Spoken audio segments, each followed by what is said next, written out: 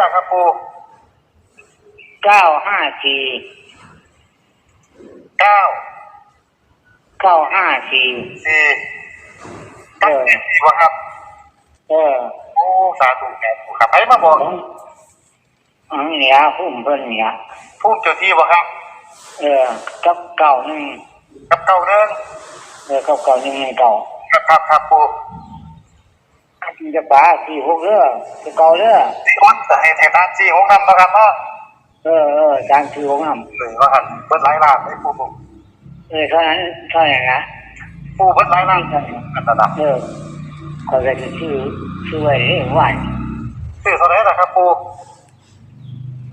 ไม่ทั้งตัวนี่5 ล้านขึ้น5 ล้านเนี่ย5 ล้านคูณ5 ล้านแน่นอนนะครับปูไม่เนี่ยเก่านึงเก่าตัวละ8 ล้าน8 ล้านแล้วคูณนำบ่ครับปูบ่คูณแล้วเอาบน8 ล้านเก่านึงบนรางโอ้บนรางตัวละ8 ล้านเนาะ